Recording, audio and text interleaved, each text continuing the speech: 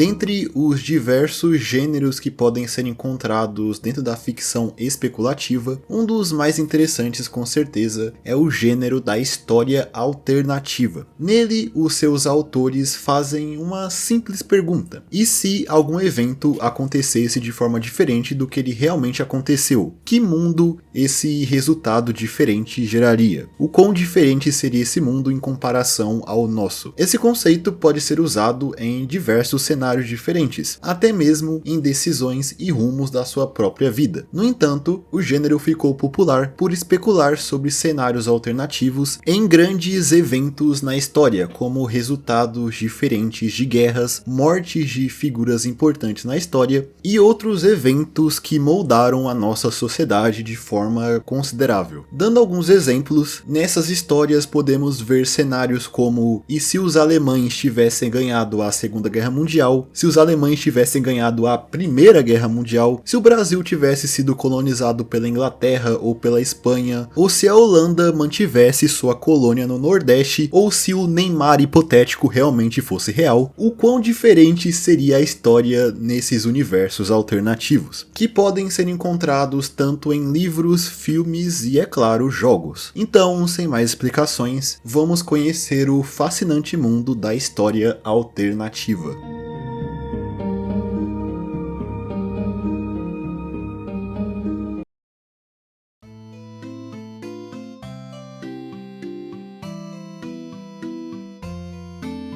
E começando do início, a primeira peça de literatura que pode ser considerada história alternativa é bastante antiga, sendo uma história encontrada na obra Arbi Urbi Condita Libri, escrita entre 27 a 9 anos antes de Cristo pelo historiador romano Tito Livio, que em grande parte é uma obra que descreve a história de Roma desde a sua fundação até a época em que a obra foi escrita. Mas existe uma parte dela que chama bastante atenção. Em um certo momento, o autor especula um cenário alternativo onde Alexandre o Grande, o rei da Macedônia, tivesse vivido por mais tempo, já que Alexandre, na nossa linha do tempo, digamos assim, apesar de ter conquistado muitos territórios e criado um dos maiores impérios da história, ele viveu bem pouco, vindo a falecer em 323 anos antes de Cristo, aos 32 anos. Tito Livio descreve que, por não ter morrido aos 32 anos, Alexandre decidiu voltar à sua expansão da Macedônia para o oeste e conquistar outras partes da Europa. Logo, nessa linha do tempo, Alexandre em algum momento iria entrar em conflito com a República Romana para conquistar a Península Italiana. E Tito Livio puxou uma sardinha pro lado dele, especulando que se isso acontecesse, os romanos iriam ganhar do exército de Alexandre o Grande, o que provavelmente não iria acontecer de fato, já que lá no século 3 a.C., Roma ainda era uma república que se limitava praticamente à região central da Península Italiana, não tendo o poder militar que eles teriam durante o auge do Império. Já que essa hipotética guerra com a Macedônia aconteceria praticamente um século antes da Primeira Guerra Púnica, onde Roma bateu de frente com Cartago. E alguns séculos mais tarde, no século XI, um doutor da Igreja Católica chamado São Pedro Damião escreveu uma carta dissertando sobre a onipotência de Deus e os limites do seu poder. Carta essa encontrada em uma obra escrita por ele chamada De Divina Onipotentia. Nessa carta, ele levanta a ideia de que se Deus é onipotente, ele teria o poder de apagar o passado e modificar a história ao seu bel prazer. E para exemplificar essa ideia, ele fala sobre a possibilidade de Deus fazer com que o Império Romano seja apagado do passado. E por fim, já no século XV, o cavaleiro e escritor de Valência Joanor Martorell escreveu um romance de cavalaria chamado Tirante Leblanc, que é por muitos considerado a real primeira peça de história alternativa já escrita, já que no romance Martorell conta a história de um cavaleiro bretão chamado Tirante o Branco, que vai até a cidade de Constantinopla durante o cerco da cidade pelos turco-otomanos. Lá ele reuniu o que restou do Império Bizantino, se tornando o comandante do exército, repelindo assim o ataque turco e impedindo que o Império Bizantino caia, criando uma história que vai contra o que realmente aconteceu, já que na vida real os turcos realmente conquistaram Constantinopla, colocando um fim ao Império Bizantino, ou o Império Romano do Oriente, em 1453. E o mais interessante disso é que esse romance que descreve essa história alternativa foi escrita apenas 40 anos depois da queda da capital bizantina, ou seja, a memória da queda de Constantinopla ainda estava fresca na memória de parte da Europa, com a obra podendo ser um reflexo de como o autor gostaria de como o cerco de Constantinopla acontecesse. Inclusive, a título de curiosidade, o Tirant lo Blanc é um livro considerado parte da história da literatura espanhola, e ele é mencionado no livro que é talvez um dos mais importantes dessa literatura, sendo ele o Dom Quixote, de Miguel de Cervantes, escrito em 1605.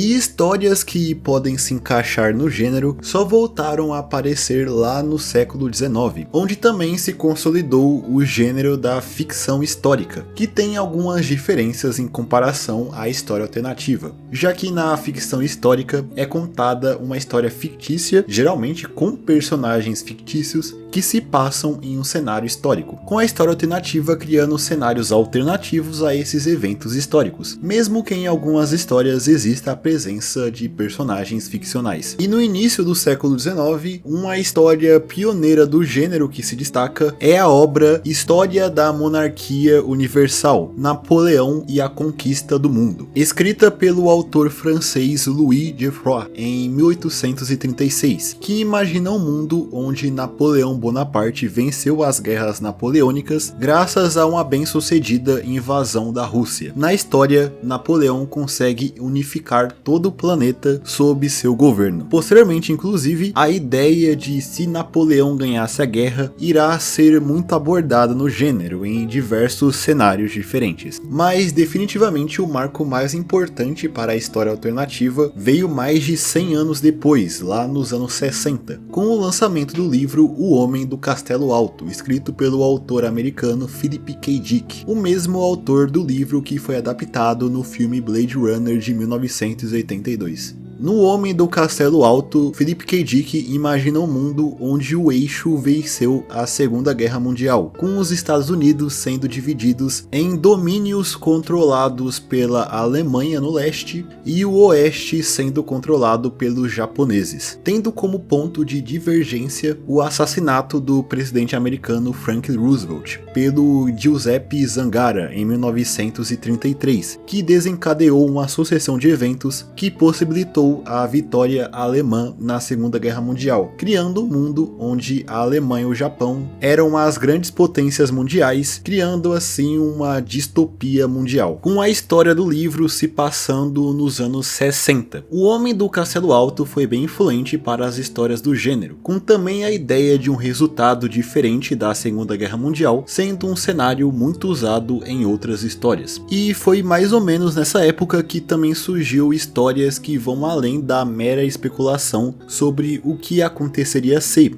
E além disso, colocam nas histórias personagens fictícios e até elementos de ficção científica, como tecnologias que poderiam ser criadas em um futuro alternativo, como visto no próprio Homem do Castelo Alto, onde existe até a colonização da Lua. Mas além disso, alguns consideram até histórias retrofuturistas dentro do gênero de história alternativa, sendo o retrofuturismo a ideia de um futuro pensado no passado, imaginando um futuro onde uma tecnologia ultrapassada se desenvolveu muito mais, com o principal exemplo de retrofuturismo sendo o steampunk, subgênero onde é imaginado um mundo onde a tecnologia a vapor da era vitoriana se tornou a força motriz da sociedade, podendo criar com a tecnologia a vapor coisas como robôs, próteses humanas e veículos avançados como foguetes.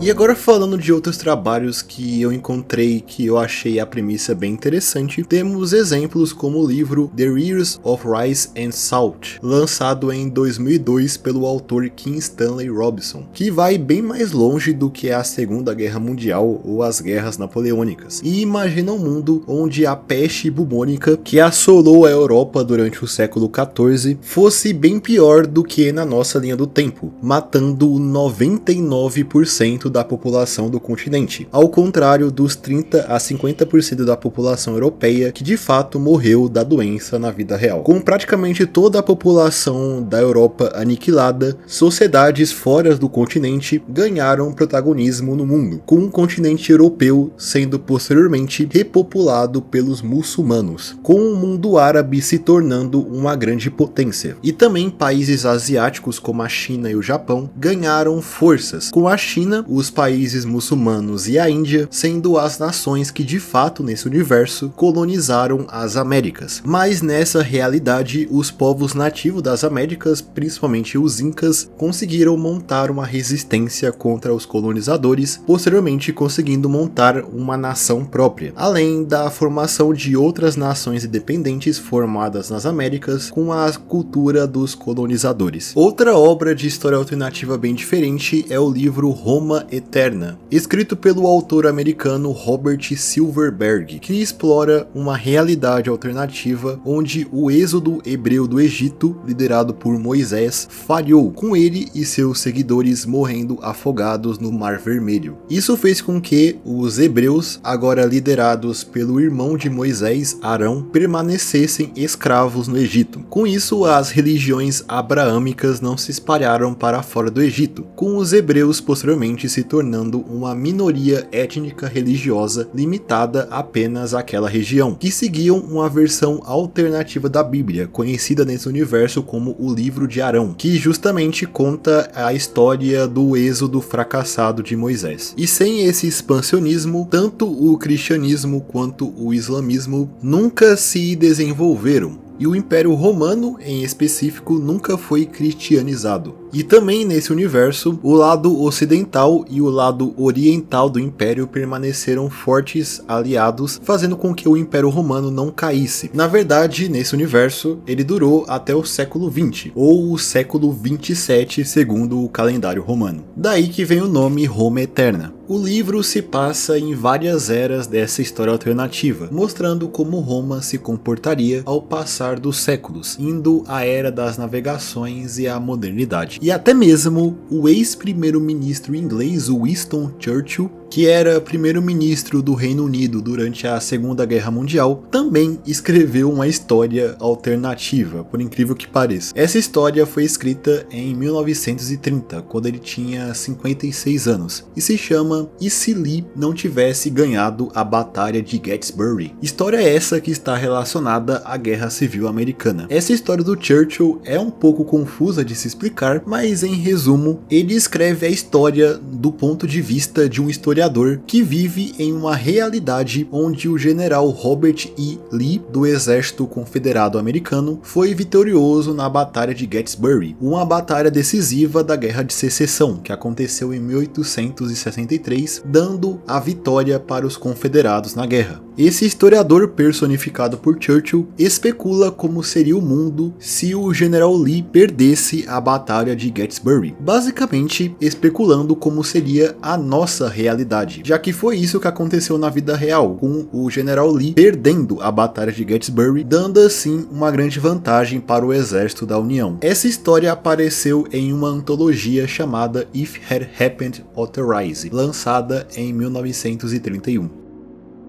E, obviamente, o gênero da história alternativa aparece também na literatura brasileira, com a considerada primeira obra dentro do gênero, sendo escrita por um dos autores mais relevantes do realismo mágico brasileiro, o José Jacinto Veiga, que em 1989 publicou a novela A Casca da Serpente, que conta uma história alternativa relacionada a Antônio Conselheiro e a comunidade de Canudos. Em sua história, Antônio Antônio Conselheiro não morreu ao fim da Guerra de Canudos, em 1897, fugindo com alguns dos seus seguidores para posteriormente formar uma nova Canudos, que ainda assim, mesmo nessa versão alternativa da história, essa nova comunidade não durou tanto tempo assim, sendo destruída alguns anos depois durante o início da ditadura militar. E outro escritor que abraça esse gênero aqui no Brasil é o autor contemporâneo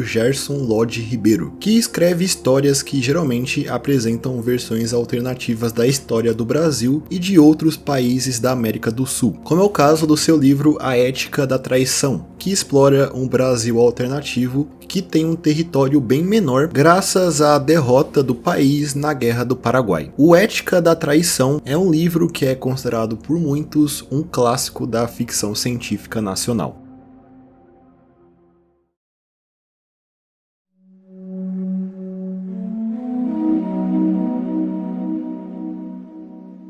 E chegando na modernidade, hoje em dia, muitas dessas histórias são contadas através da internet, já que aqui existe uma forte comunidade de pessoas interessadas em história alternativa, tendo um subreddit dedicado a esse tema e diversos canais no YouTube que têm como principal conteúdo falar sobre história alternativa, como é o caso do talvez o maior deles, o Alternative History Hub. Mas além disso, um dos lugares onde se pode encontrar histórias alternativas escritas por fãs na internet é o fórum alternativehistory.com, onde qualquer um pode escrever sua própria história alternativa. E lá podemos encontrar histórias como A World of Laughter, A World of Tears, uma história criada pelo usuário Static Chaos no alternatehistory.com em 2009, onde ele imagina um mundo onde ninguém mais, ninguém menos do que o Walt Disney, sim, o Walt Disney, se torna nos anos 50 o presidente dos Estados Unidos. Sim, isso mesmo que você ouviu. Nesta linha do tempo, o candidato republicano Eisenhower realmente virou presidente dos Estados Unidos, teve em 1952 um ataque cardíaco que o afastou da corrida presidencial. Logo, os republicanos resolveram colocar como candidato do partido apenas o Walt Disney. Dado a sua popularidade, o Walt Disney vence as eleições e se torna presidente. Em seu governo, acontece um aumento do anticomunismo e a guerra da Coreia é reforçada. No seu governo, o Disney controla completamente a mídia, mesclando as produções da Disney com política e transformando instituições da empresa como o Clube do Mickey, onde crianças eram afiliadas, em centros de doutrinação, basicamente transformando o ZEUA no futuro em uma distopia fascista com a estética da Disney. E como dito antes, muitas histórias alternativas se utilizam do conceito da ficção científica, e um dos elementos mais usados é a da viagem do tempo, onde geralmente uma pessoa do presente ou do futuro viaja até o passado, alterando assim algum evento histórico. Esse artifício pode ser visto em obras como o livro A Connecticut Yankee em King's Arthur Court, escrito pelo Mark Twain em 1889, que conta a história de um engenheiro americano chamado Hank Morgan, que um certo dia leva um golpe na cabeça e é misteriosamente transportado para a Inglaterra durante o reinado do rei Arthur, ou a série de livros 1632, escrito por Eric Flint, que conta sobre uma fictícia cidade da Virgínia Ocidental chamada Grantville do ano 2000, que também é teletransportada para o passado, caindo no meio do Sacro Império Romano durante o século XVII, no meio da Guerra dos 30 Anos. E também na internet existe uma linha do tempo criada pelo David Knudsen chamada ICOT American 2002, que descreve um cenário onde os Estados Unidos continental de 2002 é transportado no tempo para o ano de 1942 e os Estados Unidos de 1942 é transportado para o ano de 2002. Logo nessa história, os Estados Unidos de 2002, que tinha acabado de passar pelo 11 de setembro, ainda liderados por George W. Bush,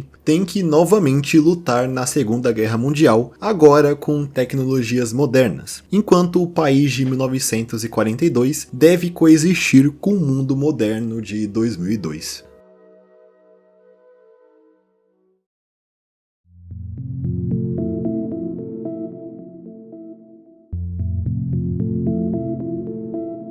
Mas além da literatura, é possível encontrar cenários de história alternativa em outras mídias, como nos jogos. E quando falamos dos jogos, um jogo que é muito relacionado a esse mundo é o game de estratégia Hearts of Iron 4, lançado em 2016 pela Paradox, sendo um jogo que te coloca no cenário da Segunda Guerra Mundial, te permitindo controlar qualquer país que existia na época, dando a você a possibilidade de recriar o que aconteceu na história ou de criar uma linha do tempo completamente diferente. Dado a grande quantidade de cenários que você pode criar no jogo, muita coisa bizarra dá para acontecer na sua campanha. Mas além do jogo base, o Hearts of Iron 4 possui diversos mods que criam cenários alternativos para o período da Segunda Guerra Mundial, ou períodos anteriores ou períodos até posteriores, como é o caso do Kaiser Reich, que se passa em uma realidade onde o Império Alemão e as potências centrais venceram a Primeira Guerra Mundial, ou o mod AP Moa Le Deluge, onde o Napoleão e a França venceram as guerras napoleônicas, havendo até mesmo um mod chamado A House Divided, em que cria uma linha do tempo onde o Brasil não conseguiu se manter unido e foi dividido em 8 nações, que permaneceram independentes até a metade dos anos 30, onde o jogo começa com você podendo pegar qualquer uma dessas nações, que vão desde uma São Paulo independente até a Confederação do Equador, para tentar unificar novamente o Brasil. Mas ainda falando de jogos da Paradox, algo bem interessante que pode ser feito não só com Hearts of Iron, mas com outros jogos da desenvolvedora, é algo que os jogadores chamam de Mega Campaign, que é basicamente jogar os jogos da desenvolvedora de forma cronológica e ir transferindo os saves para o jogo seguinte, até criar uma linha do tempo completamente diferente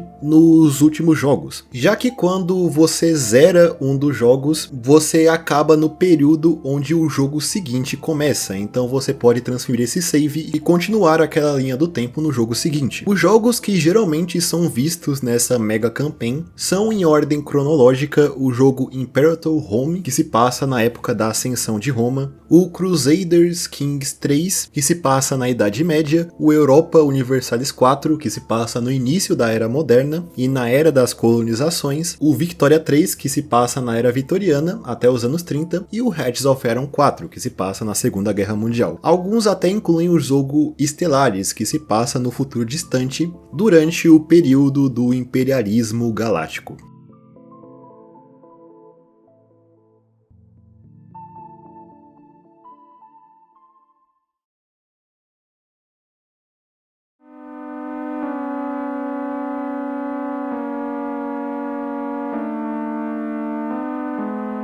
Então eu acho que é isso, essa foi a nossa exploração do gênero da história alternativa. É claro que eu não consegui falar de tudo, já que tem muita coisa para ser explorada nesse conceito, mas eu acredito que já tenha dado para entender o porquê esse gênero tem um grande potencial. Mas de qualquer forma, eu espero que vocês tenham gostado do vídeo. Se sim, não se esqueça de comentar aí embaixo, deixar o seu like e se inscrever no canal caso não tenha feito isso ainda. E no mais é isso, eu espero todos vocês em um próximo vídeo. Até mais!